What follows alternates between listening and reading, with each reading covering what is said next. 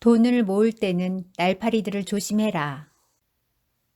그 어느 나라에서건 쓰레기장, 해산물 건조장, 축사, 화장실 등 지저분한 곳이면 어디에나 파리들이 득실거린다.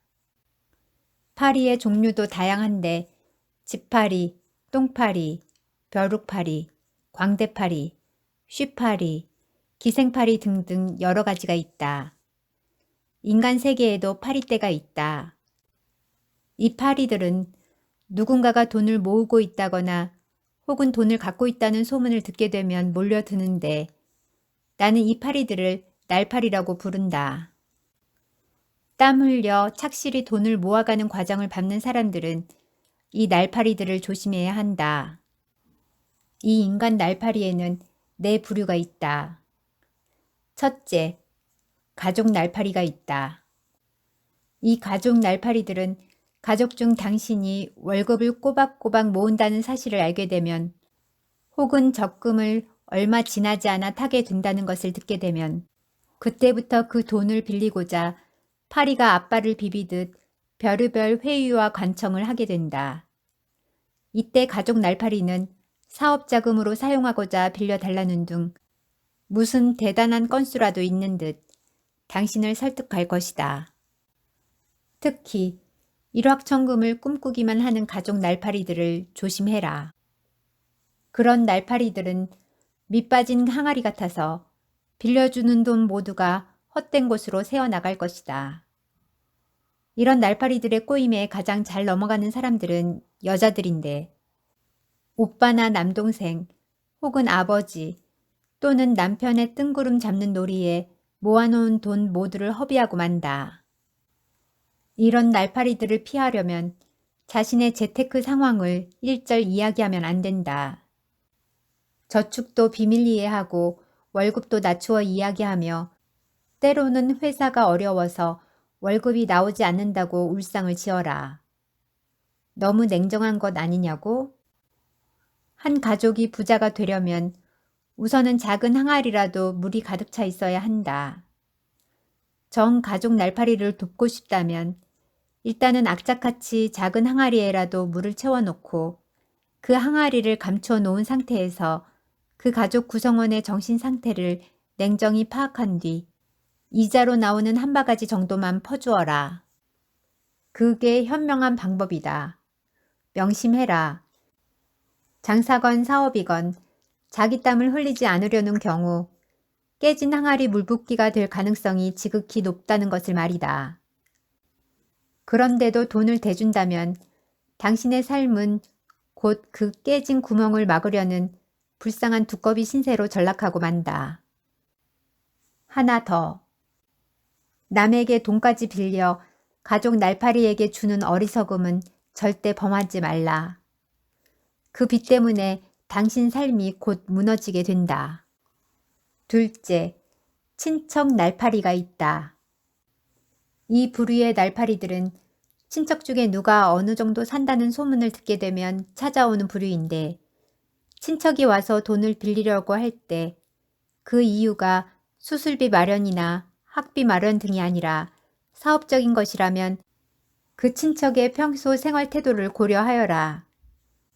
값비싼 가구나 사치품 등을 갖고 있던 친척에게 사업 자금을 빌려주었다가 받아낼 가능성은 크지 않음을 명심해라.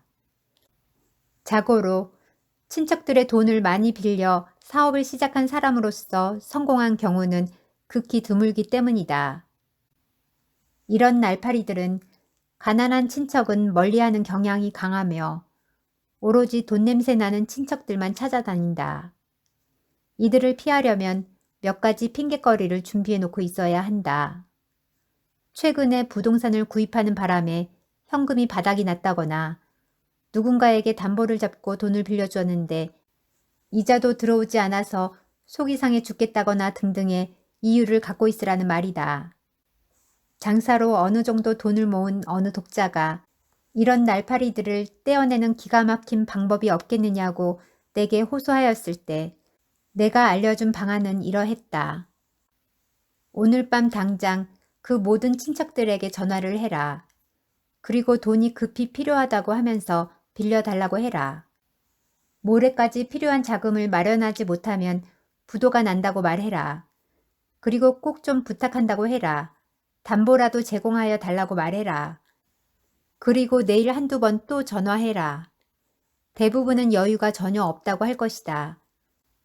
그러면 부담을 끼쳐드려 죄송하다고 거의 울먹이는 음성으로 말하면서 전화를 끊어라.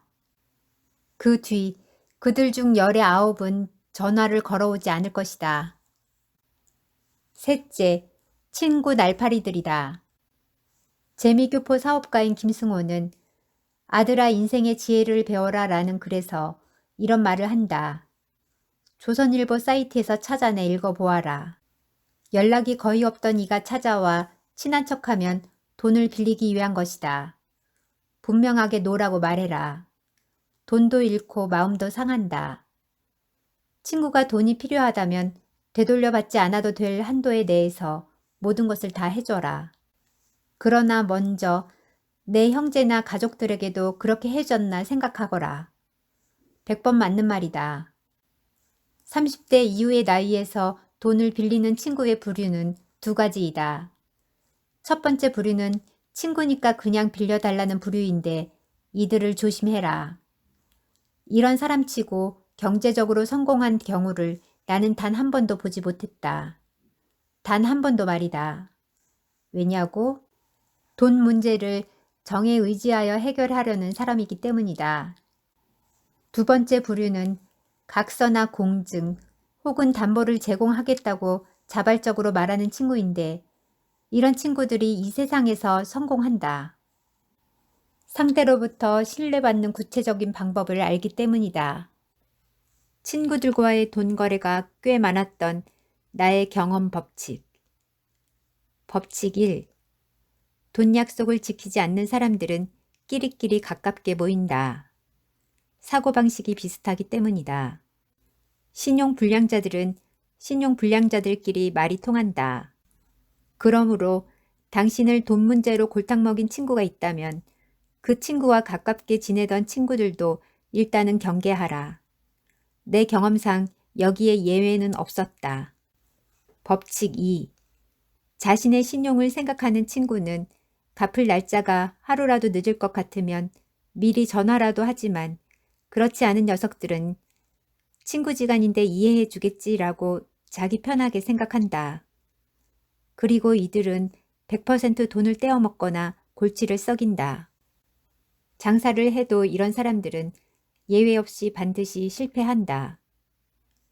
법칙 3. 나는 이자를 언제나 은행 수준으로 저렴하게 책정하였는데 그것이 고맙다고 먼저 갚는 친구들도 있었지만 이들은 대부분 후에 경제적으로 성공했다. 이자가 싸기 때문에 약속된 차용 기간을 넘기고 더 쓰게 해달라고 징징거리는 친구들도 있었다. 대부분은 성공하지 못했다. 결국 내 돈은 맨 마지막에 가까스로 받게 되거나 떼어먹히게 되는데 당신이 부자가 아니라면 섣불리 싼 이자로 친구에게 돈을 빌려주지는 말아라. 내 경우를 볼 때 돈과 관련된 약속을 지키는 친구들은 거의 모두 나중에 성공하였지만 약속을 어기는 친구들은 모두가 다 실패하였거나 지금도 어려운 상태이다. 넷째, 사기꾼 날파리들이다. 돈을 대신 맡아서 보관하여 주겠다거나 이자가 많이 나오는 곳을 아는데 돈을 불려주겠다거나 어디에 투자하면 큰 돈을 벌 수 있다거나 자신의 부동산이 꽤 되는데 현금이 좀 급히 필요하다고 말하는 녀석들은 모조리 100% 사기꾼이라고 생각하면 된다. 나는 도대체 그런 사기에 넘어가는 사람들이 한심하다. 당신 돈은 당신이 관리해라. 나도 사기를 당한다. 내가 당하는 사기는 언제나 사정이 정말 불쌍하고 힘들게 보여서 돈을 빌려주었더니 그 다음부터는 연락을 끊고 도망가 버리는 것인데 2002년에도 몇천만 원을 그렇게 날렸다. 이런 경우를 당할 때마다 나는 이런 생각을 한다. 내가 순진하고 착하게 보이나? 설마. 사기꾼 날파리들은 원래 나쁜 놈들이니까 그렇다 치고 가족 날파리, 친척 날파리, 친구 날파리들은 정말 주의하여야 한다. 그 날파리들은 대부분 당신에게 돈을 빌려갈 때는 간이라도 빼줄 것 같이 말하지만 돈을 받고자 할 때가 되면 상황이 바뀔 수 있음을 기억해라. 나의 경험담.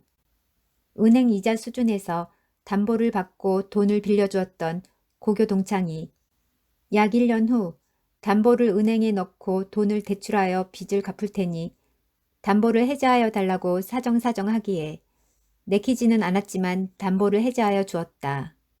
그러나 막상 은행 돈을 대출받은 뒤부터는 완전 배째라는 시기였다. 이 친구가 매일 입버릇처럼 내게 한 말은 자기가 아파트 세 채를 갖고 있다는 것이었으며 나는 은행 금리가 내려가기에 이자를 낮춰주기까지 했다. 그래서 은행 대출을 받아 빚을 갚는다는 이유로 담보를 해제하여 준 이상 그 약속을 어긴 것은 형법상 사기죄에 해당됨을 알려주면서 구치소와 교도소 생활을 기꺼이 하겠느냐고 말했더니 그제야 잘못을 인정하는 것이었다. 어쨌든 당신은 도우려는 마음으로 가족, 친척, 친구에게 돈을 빌려줄지 모르지만 돈을 받지 못하게 될 때 이상하게도 욕은 당신이 먹는다. 왜냐하면 당신이 그 돈을 받기 위해 재촉을 하기 시작하면 인간적으로 모멸감을 준다느니 한 번 믿은 거 계속 믿어달라느니 가족 간에 친척 간에 친구 간에 그것 하나 기다리지 못하느냐 약속을 못 지켰을 뿐이지 거짓말을 한 것은 아니지 않느냐는 등의 말들이 어쩜 그렇게 사전에 입을 맞춘 듯 신기할 정도로 똑같은 레퍼토리로 나오게 된다는 것을 뼛속 깊이 명심해라. 그들은 모든 상황을 자기 입장에서 설명하고 이해하며 내가 갚지 않으려고 하는 것은 아니지 않은가. 나로서는 최선을 다하지만 사정이 안 되는 것을 어쩌란 말이냐. 고리대금 업자처럼 굴지 좀 말라는 논리로 스스로를 변호하는 공통적 본성이 있다는 것을 명심해라. 당신이 이자를 받지 않아도 사정은 마찬가지이며 그들 중 열의 9은 자기들 돈 쓰고 다닐 것은 다 쓰고 다닌다는 것도 알아두어라. 실화. 고교 시절 같이 낚시도 다니고 절친했던 새끼 한 명은 10몇 년 전 나에게 몇백만 원을 10일 만에 갚겠다고 빌려갔었지만 10일 만에 종적을 감추었고 2003년에 우연히 그 새끼의 전화번호를 알아 전화를 했더니 하는 말이 무엇이었는지 아는가. 내가 너의 은혜를 입었음을 고맙게 여겨왔다. 자기가 도망갔으면서도 은혜를 입었음을 고맙게 여긴다는 이 새끼는 내게 10몇 년 동안 전화 한 통 한 적 없고 내가 전화를 건 이후에도 계속 열 새끼 짓만 하고 있지만 자가용은 계속 끌고 다니고 술도 계속 처먹고 양복은 백화점에서 구입한다는 것을 나는 다른 친구들에게서 들어서 안다. 명심해라. 이 세상에는 그런 잡년들이 무지 많다는 것을.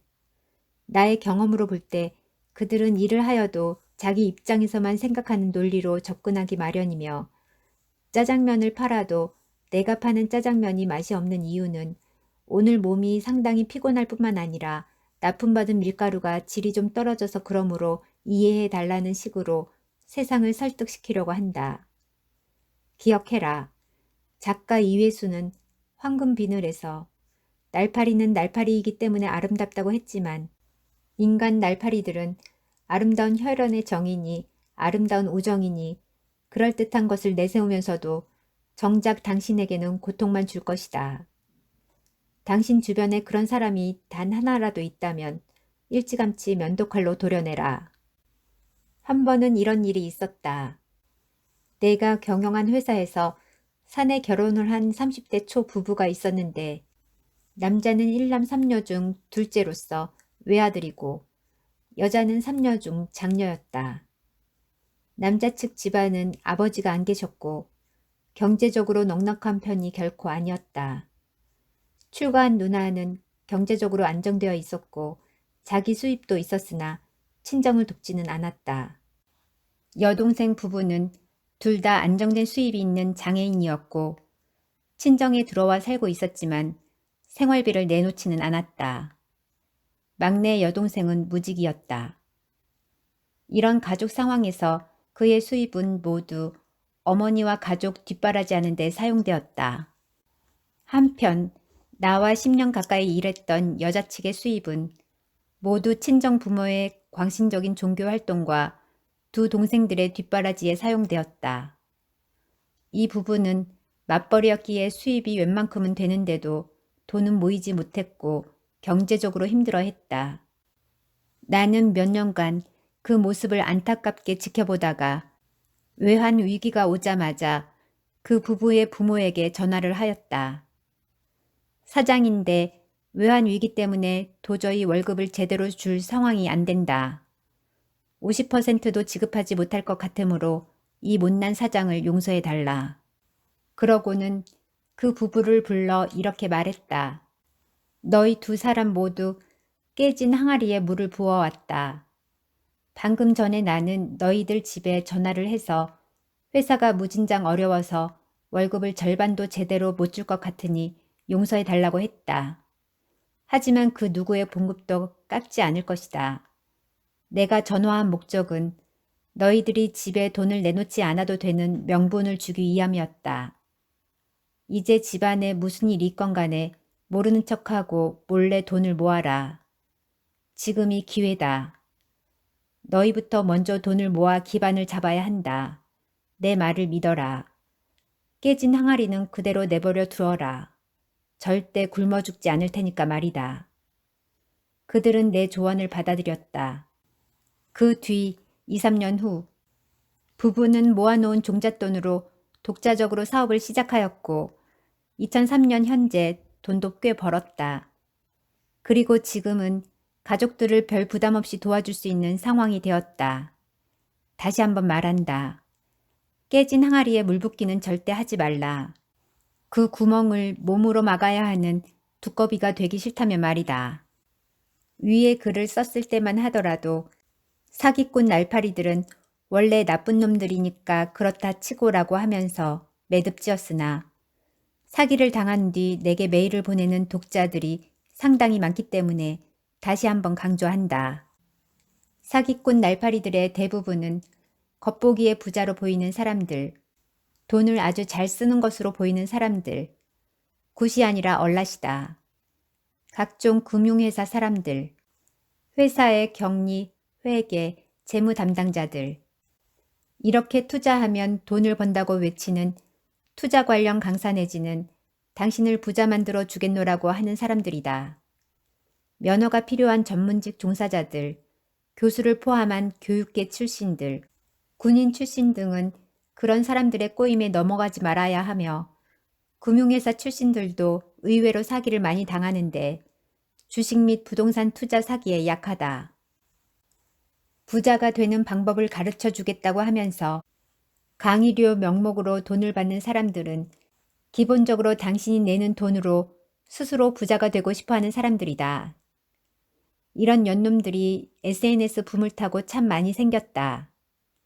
예전에 버스 터미널이나 기차역 주변에서 자주 눈에 띄었던 남수꾼들의 인터넷 버전인데 어느 시대이건 간에 귀가 얇아 쉽게 속아 넘어가는 자들은 있기 마련이다. 내가 아는 검사장 출신의 변호사는 개업 후 몇 년 안 되는 기간에 50억 원 넘게 돈을 벌었으나 사기꾼에게 한 번에 다 날리고 고향에 있는 산들을 보러 다닌다기에 넌짓이 왜 그러느냐고 물었더니 죽으려고 하는데 내 모짜를 보러 다닌다고 하더라. 그게 2000년대 초의 일이었다. 검사장 출신도 치밀한 사기꾼에게 넘어가면 회수가 불가능하다는 것을 잊지 말고 쉽고 빠르게 돈을 튀길 수 있는 비법은 없다고 생각하여라. 돈 갖고 사람을 차별하면 안 된다고? 은행에 가면 여러 가지 안내장이 붙어 있다.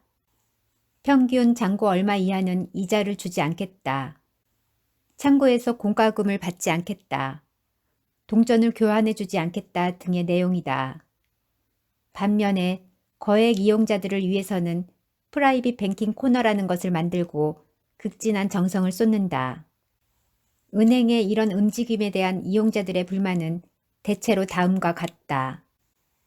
어떤 기업이든 돈만 쫓는 기업은 고객의 외면을 당한다. 고객의 입장에서는 불편한 점이 한두 가지가 아니다. 은행의 공과금 수납은 사회봉사 차원에서 계속되어야 한다. 은행들의 거만한 태도를 어떻게 하면 고칠 수 있을지 답답하다. 정말 은행의 도움을 필요로 하는 이들이 누구인지 곰곰이 생각해보기 바란다. 고액 예치자들에 대한 은행의 우대를 보면 자존심이 상한다. 거리감을 느끼게 되는 고급 인테리어의 대형 화분, 1대1 데스크 등 일반 창고와는 확연히 구별되는 PB 코너는 은행의 주 고객인 일반 직장인들의 눈살을 찌푸리게 한다. 점심시간에 직원이 식사 중이라 소수 인원만 근무할 때 고객들이 밀려들어 대기하는 동안 PB 코너는 한산해 팔이 날리며 VIP를 기다린다. 돈 없다는 이유만으로 일반 고객들이 홀대를 받는 것 같아 씁쓸하다. 이러쿵 저러쿵. 어느 경제지 기자는 다음과 같은 기사를 쓰기도 했다. VIP 고객들은 송금 액수와 상관없이 수수료가 면제된다. 부자도 아니고 인터넷 사용도 못하는 그야말로 서민들은 100만 원 넘는 돈을 다른 은행에 보내려면 4,000원을 내야 한다. 부자 고객한테 각종 무료 서비스와 선물을 제공하는 데 따른 손실을 서민들에게서 번 돈으로 보전하는 셈이다. 나는 은행을 자주 이용하는 사람이 절대 아니다. 하지만 은행에서 그렇게 하는 것은 지극히 당연하다.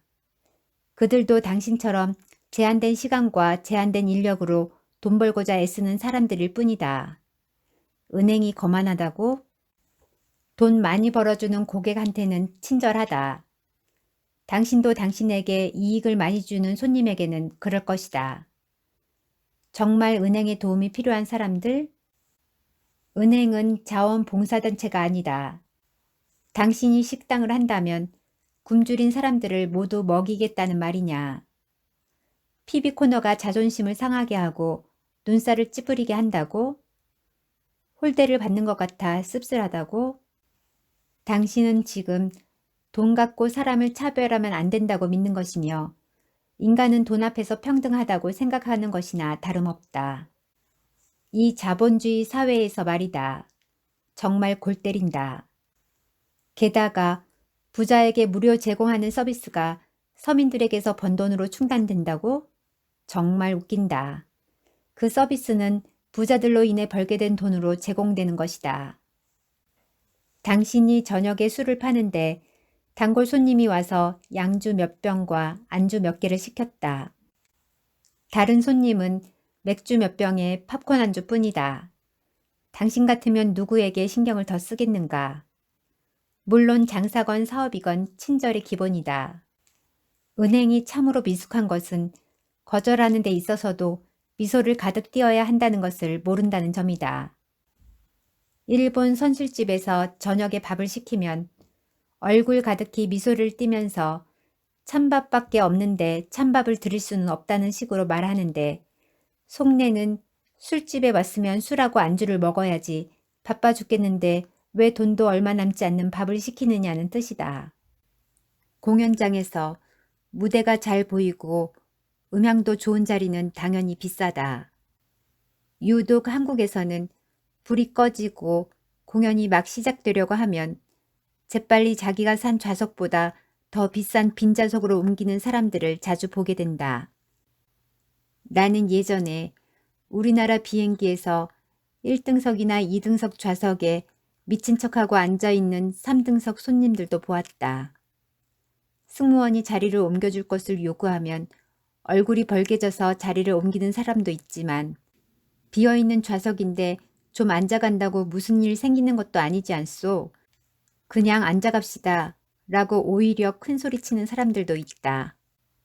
디즈니랜드에서 디즈니가 직영하는 호텔에 투숙하면 다른 사람들보다 입장을 1시간 이상 빨리 허용한다. 돈 갖고 사람을 차별한다는 말이다. 내가 만일 용인 에버랜드의 사장이라면 1등석 입장권을 매우 비싼 값에 별도로 팔 것이다. 그리고 모든 줄서기에서 1등석 입장객과 일반 입장객을 구분할 것이다. 런던 국제공항에는 1등석 승객을 위한 별도의 출입구까지 준비되어 있다. 파리에서도 뉴욕행 콩고드 비행기 승객들은 출발 이전부터 완전히 분리된 대우를 받았다. 내가 경험한 바로는 9.11 테러 이후 미국 공항에서도 1등석 승객은 검색대에서 우선권을 부여받는다. 이게 자본주의다. 스키장에서도 회원들이 이용하는 리프트와 비회원 리프트는 구분되어 있지 않은가. 비회원이 비회원 전용 리프트를 타려고 길게 늘어서 있는 것은 당연한 것이다. 아니, 나 같으면 줄이고 나발이고 없이 그냥 원하는 시간에 조금도 기다림 없이 타실 수 있으며 24시간 전담 요원이 따라다니는 초특급 회원권을 가입비 10억 원에 연회비 1억 원 정도에 팔고 싶다. 그럼에도 불구하고 다 같은 인간인데 줄까지 차별하다니 너무한다. 돈 없다고 괄시하니 서러워 못 살겠네 따위의 생각을 한다면 당신은 평생 부자로는 살지 못할 것이다. 나는 찢어지게 가난하였을 때도 그런 생각을 전혀 해본 적이 없는데 왜 당신은 그런 생각을 하는지 모르겠다. 자본주의에서 돈을 지불하는 대상은 결국 좀 더 편하고 좋은 것을 얻기 위함이다. 당연히 그 질적인 면은 지불하는 돈의 크기와 비례할 수밖에 없다. 백화점에서도 구매 실적이 저조하면 차별을 감수해야 한다. 우수 고객들은 박앤세일 기간이 아니더라도 특정 품목을 할인된 가격에 살 수 있다. 대다수 일반 고객들은 어떤 행사가 진행되는지도 모르는 경우가 많다. 연평균 5천만 원 이상 쓰는 특별 고객을 위한 VIP 전용 휴게실은 당연히 일반 고객들은 출입 금지 공간이다. 해외여행을 하다 보면 나라별로 호텔 요금의 계산 방법이 다르다는 것을 알 수 있다. 방값만 내면 투숙하는 인원수는 상관없는 경우도 많지만 같은 방이면서도 그 인원수에 따라 방값이 달라지는 경우도 있고 함께 투숙하는 자녀의 나이와 자녀 수를 제한하는 나라도 있다. 택시 요금 역시 짐을 얼마를 갖고 타든 미터 요금만 내면 되는 한국 같은 나라도 있고 홍콩처럼 가방 숫자에 따라 추가 요금을 내야 하는 곳도 있으며 심지어 승객의 숫자에 따라 추가 요금을 내야 하는 나라도 있었던 것으로 기억된다. 식당 요금 역시 유럽의 많은 나라들에서는 좌석 위치에 따라 요금이 다르기도 하고 파리에서는 길가에 놓인 좌석이 비싸다. 음식을 싸갖고 갈 경우에는 앉아서 먹는 요금보다 할인이 되는 나라들도 꽤 있다. 서울의 몇몇 특급 호텔들에서는 도시락을 주문하여 가져갈 경우 10%의 봉사료를 붙이지 않는다. 이게 자본주의에서의 합리성이다. 그래도 호텔에서 도어맨이 고급차를 우대시하는 것은 너무하지 않느냐고? 알려면 제대로 알아라. 고급차이어서 우대하는 것이 아니라 자주 오니까 우대하는 것이다. 나부터만 하더라도 몇몇 호텔들에서는 도어맨들이 내 얼굴과 차를 기억한다. 내가 별로 좋아하지 않는 조선 호텔이나 신라 호텔 같은 곳에 어쩌다 가게 되었을 때 내 차가 좋다고 해서 특별 대우를 받았던 경험은 전혀 없다. 내 말이 맞는지 틀리는지 소형차를 타고 호텔에 들락날락 하면서 발레 파킹을 부탁하여 보아라. 한두 달도 안 돼서 도어맨들이 알아서 모실 것이다. 특급 호텔 앞에 고급차들만 주차하여 있는 이유는 발레 파킹 비용을 내거나 팁을 주기 때문이지 차가 좋아서가 아니다.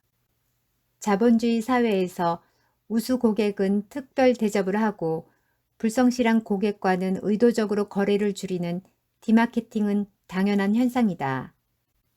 부자 마케팅의 이면에는 부자 고객한테 많은 혜택을 주기 위해 상대적으로 서민 고객에게 불이익이 돌아가는 차별적 구조가 감춰져 있다고?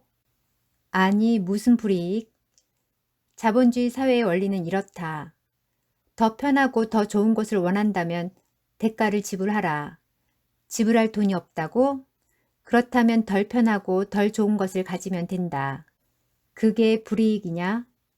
입석과 좌석의 차이가 없이 먼저 뛰어가 타는 놈이 앉아간다는 원칙이 통용되는 곳은 절대로 좋은 사회가 아니다.